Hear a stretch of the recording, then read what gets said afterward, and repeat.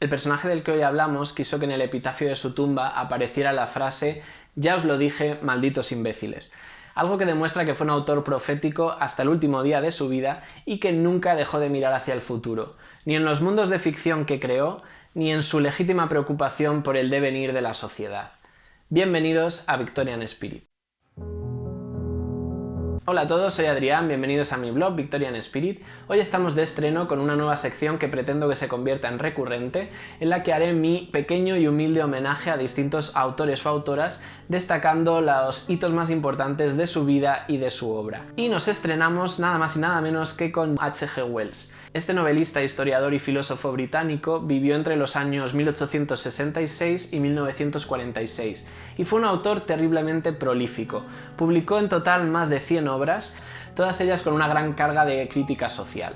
Se podría decir que su obra literaria se divide en tres grandes facetas. Por una parte nos encontramos con novelas de tipo más realista, costumbrista, social, con títulos como Kipps, La historia de Mr. Polly o Ana Verónica. También tuvo una gran producción ensayística, sobre todo de tipo futurista y distópico, con títulos como El destino del Homo sapiens. Pero sin duda por lo que es más conocido es por sus obras de ciencia ficción, algo que le valió ganarse el título de padre de la ciencia ficción, título compartido con el escritor Julio Verne y con el editor Hugo Gernsback. Para acercarnos más a la figura de Wells vamos a comenzar hablando un poco más de su vida. Wells se crió en una familia de clase media-baja, algo que condicionó mucho tanto su forma de pensar, sus ideas políticas como su propia obra, que está muy impregnada de las experiencias que vivió de pequeño. Tanto su padre como su madre trabajaban como criados en estas magníficas mansiones inglesas que ya conocemos, que tienen una legión de servidumbre, pero con el tiempo consiguieron emanciparse, abrieron su propio negocio que era una tienda de ropa y complementos deportivos, pero que por desgracia no tuvo mucho éxito. Esto hizo que tanto Wells como sus hermanos tuviesen que empezar a trabajar desde muy jóvenes. A los 8 años Wells sufrió un accidente que le dejó postrado en cama durante bastante tiempo y para hacer que su estancia fuese un poco más llevadera, su padre comenzó a traerle libros que sacaba de la biblioteca, grandes clásicos de la literatura, y ese fue el germen de que el pequeño Wells, por una parte, se aficionara a la literatura y por otra quisiera convertirse algún día en escritor. Años más tarde Wells estudió biología y siempre se movió dentro de una corriente de pensamiento de tipo darwinista que también aplicó a muchas de sus obras. Siempre fue abiertamente socialista en lo que a ideas políticas se refiere. Él se convirtió en un ferviente pacifista a raíz de la Primera Guerra Mundial. Además, siempre fue muy crítico tanto con la sociedad victoriana por su rigidez en las normas, como con el imperialismo británico, que estaba totalmente en contra de lo que estaba realizando en distintas partes del mundo. Él fue uno de los primeros escritores que empezaron a abogar por el movimiento de liberación femenino, lo cual también dice mucho a su favor, y curiosamente fue uno de los primeros pensadores que empezaron a alertar del peligro que tenía dar demasiado poder a las máquinas y a la inteligencia artificial. Él siempre fue muy adelantado a su tiempo y tenía una gran capacidad para imaginar hacia qué futuro nos encaminábamos. Entre las obras literarias que él siempre consideró más influyentes destacan Robinson Crusoe de Daniel Defoe, Utopía de Tomás Moro y La República de Platón. Por otra parte, personajes tan importantes como Winston Churchill, Vladimir Nabokov, Margaret Atwood o Jorge Luis Borges se declararon en numerosas ocasiones lectores asiduos de la obra de Wells. Cuando nos referimos a la capacidad profética de Wells, queremos decir que él fue capaz de predecir una gran cantidad de inventos que se harían reales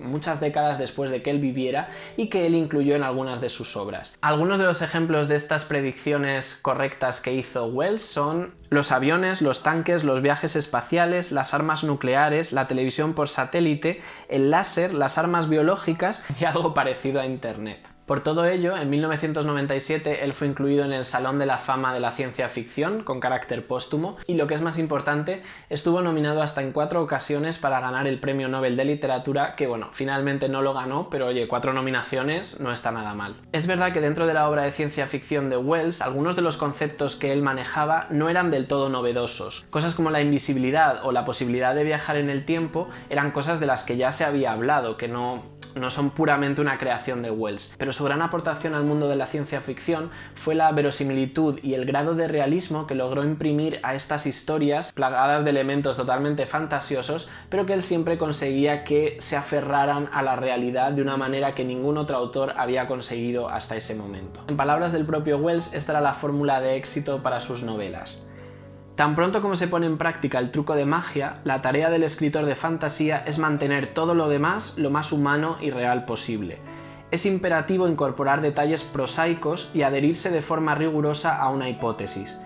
Cualquier fantasía adicional que se salga de esta lógica produce inmediatamente un toque de sinsentido irresponsable a la invención. Por último, antes de hablar de algunas de sus obras más emblemáticas, conviene recordar que H.G. Wells no se destacó precisamente por su estilo literario o por su pluma.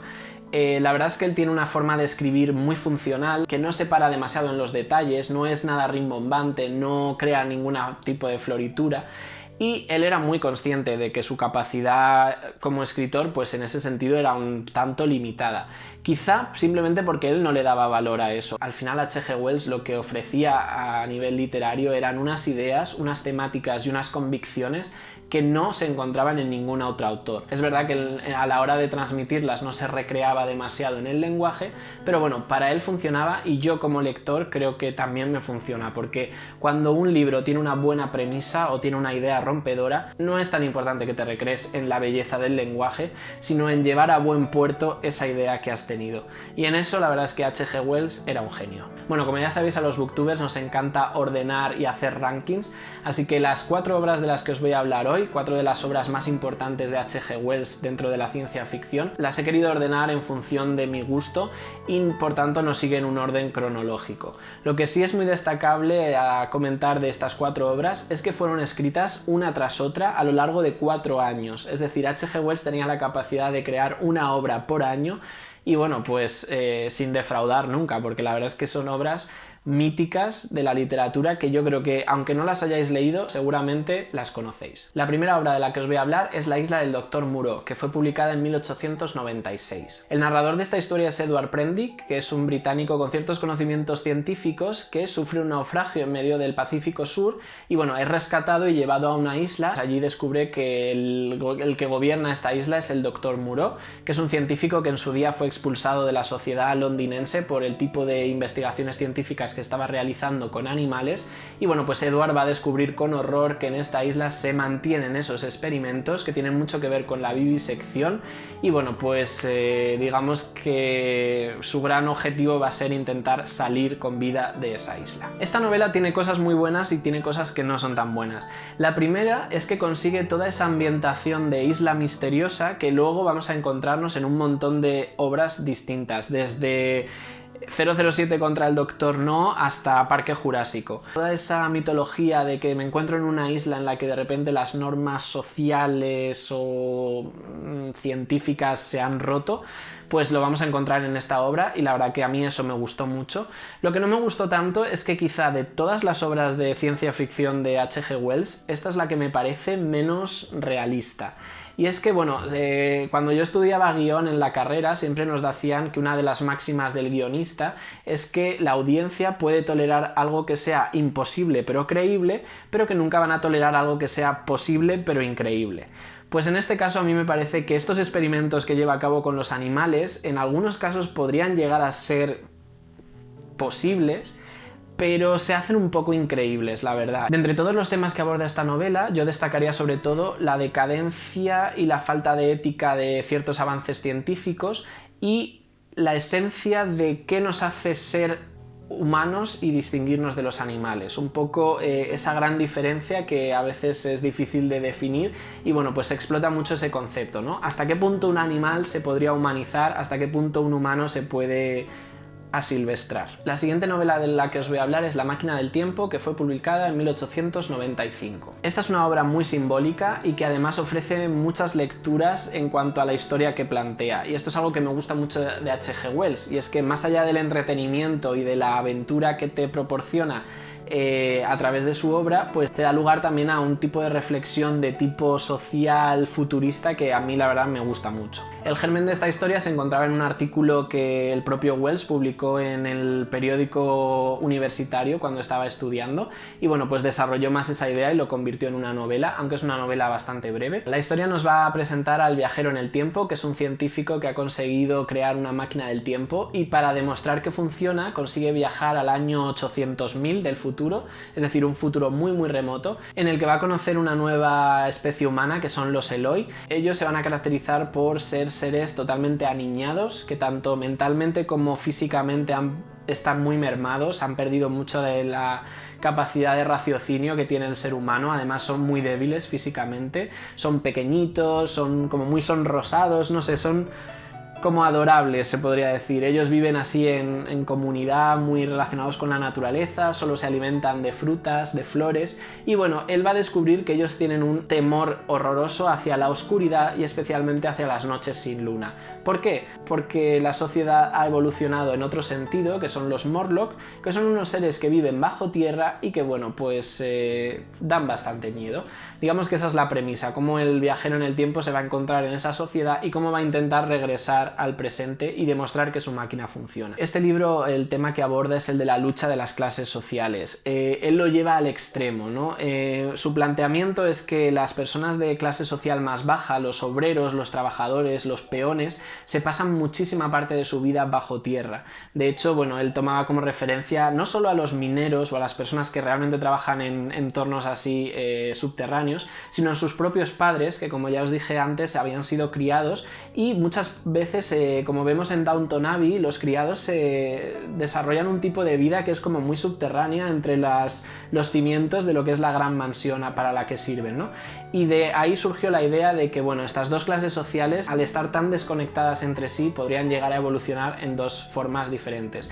Esa clase capitalista, esa clase alta que, bueno, vive disfrutando del mundo, pero en el fondo son muy inútiles, y esa clase social baja que, bueno, están condenados a vivir debajo de la tierra, pero en el fondo pues han desarrollado una fuerza física y una habilidad mental superior a la de la otra clase. La verdad es que es un libro que a mí me ha gustado mucho porque es muy sorprendente, te lleva a un lugar en el que nunca has estado, ¿no? El año 800.000 del futuro no se puede comparar a nada. Yo creo que para iniciarse con H.G. Wells es la novela perfecta. Es corta, es entretenida y tiene una carga social muy importante, con lo cual resume perfectamente el estilo de este escritor. Bien, seguimos avanzando y llegamos a La Guerra de los Mundos, un libro publicado en 1898. Este fue el libro que más me atraía de toda la obra de H.G. Wells, sin embargo no ha sido el que más me ha gustado al final, pero bueno, sí que es al que, digamos, yo me acerqué con más ganas. Nos plantea la invasión marciana de la sociedad victoriana. De repente, tras una lluvia de estrellas, van a aparecer unos artefactos enormes en distintas ciudades de Inglaterra,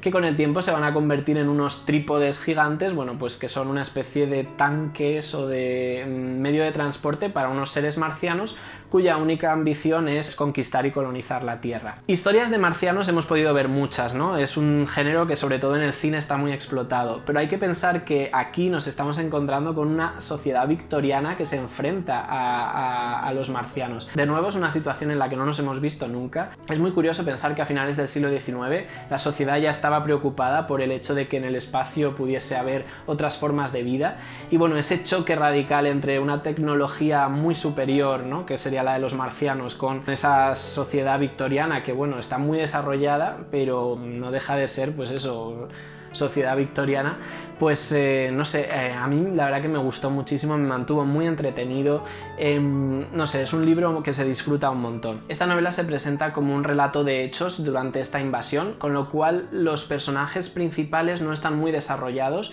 no se habla mucho de, digamos, el background de estos personajes, sino que es como si fuese casi una crónica de guerra periodística en la que vamos viendo cómo se va desarrollando esta invasión en directo, y esto hace que, bueno, pues sea muy imprevisible y que te mantenga muy enganchado. Además fue una novela que se publicó en fascículos, con lo cual ya sabéis que esto implica mucho cliffhanger y muchos momentos de mantenerte en vilo. Una de las cosas que más disfruté fue cómo se plantea esa crisis de fe que pueden tener algunos personajes. Hay que pensar que en el siglo XIX la gente pues era más religiosa de lo que es hoy en día, y claro, el hecho de admitir que hay unos seres del espacio que están ocupando la Tierra choca frontalmente con sus creencias religiosas, ¿no? Y eso es una cosa que, por ejemplo, en la novela queda reflejada, y una de las cosas que más disfruté, porque me parecía muy realista. Es decir, está claro que tu orden de valores y tu escala mental tiene que cambiar cuando de repente ves una invasión alienígena. Además, ya sabéis que esta novela se hizo muy famosa cuando a finales de los años 30 Orson Welles hizo una dramatización en la radio en Estados Unidos y fue tan realista que mucha gente se pensó que realmente los marcianos nos estaban conquistando, lo cual, bueno, no deja de ser una anécdota curiosa que hace que acercarse a esta obra sea todavía más apetecible. El gran tema que tiene esta obra en el trasfondo no deja de ser otro que el imperialismo británico. De hecho, el germen de esta historia surge de una conversación que tuvo Wells con su hermano, en el que se hablaba de todos los destrozos y estragos que habían provocado los británicos en Tasmania cuando colonizaron esa parte de Oceanía. Y bueno, pues esto no deja de ser una metáfora de eso, ¿no? Como cuando los británicos llegaban a un territorio de ultramar, pues destrozaban todo y, bueno, imponían su propia ley, pues eso es lo mismo que los marcianos van a querer hacer con Reino Unido. Así que no deja de ser una historia muy fantasiosa, muy de ciencia ficción, pero con un marcado carácter de crítica social. Y esto es algo que yo de verdad aprecio muchísimo de Wells. Esa combinación me parece que es la fórmula de su éxito. Bien, y vamos con la última obra, que es la que más me ha gustado, la que más he disfrutado de H.G. Wells, que no es otra que El hombre invisible, que fue publicada en 1897. De nuevo, esta novela también fue publicada por entregas. Esto hace que los capítulos sean muy cortos y que tengan muchos cliffhangers, así que de nuevo es una novela muy adictiva. Por eso yo creo que es la que más me ha gustado, porque me mantuvo muy pendiente de cómo se desarrollaba la historia y me gustó mucho. En este caso nos encontramos con Griffin, que es un científico que, bueno, estudia temas relacionados con la reflexión de la luz, etc. Y bueno, pues logra dar con una fórmula para convertirse en un ser invisible, pero sin embargo fracasa a la hora de intentar revertir esos efectos y volver a ser visible, con lo cual se queda en ese estado de invisibilidad. Y bueno, pues se da la casualidad de que este Griffin es una persona que carece de total empatía, que es algo que nos demuestra la novela en varias ocasiones, con lo cual esta nueva posición que va a disfrutar como ser invisible la va a utilizar solo para hacer el mal. Principalmente se va a convertir en un delincuente, bueno, que va a robar y va a hacer todo lo que quiere porque obviamente no se le ve. La novela digamos que va escalando en cuanto a lo que Griffin va haciendo hasta que llega a un gran final. A mí la verdad que me ha gustado muchísimo. Desde luego la invisibilidad es un tema que, bueno, está muy presente en todas partes, pero de nuevo aquí el gran acierto de Wells es presentarnos a este científico que sí ha conseguido un gran hito, que es hacerse invisible, pero ha fracasado en el hecho de volver a su estado normal. Él de hecho tiene que adaptarse también a esa situación. No todo lo que trae consigo ser invisible es bueno. El personaje, por ejemplo, tiene que ir constantemente desnudo porque si no la ropa obviamente le delataría, y esto hace, por ejemplo, pues que siempre esté resfriado y que no tenga ninguna protección frente a los cambios climáticos, ¿no? Pequeños detalles como esto, o el hecho de que como va descalzo pues pueda pisar cualquier cosa y hacerse daño, son pequeñas cosas que nos van demostrando que sí, es invisible, pero ojo, esto no es una bicoca, o sea, tiene consecuencias que son bastante nefastas para el propio Griffin. Bueno, es una novela que ya os digo que es muy entretenida, a mí me ha gustado muchísimo, también os la recomiendo como forma de iniciarse a H.G. Wells.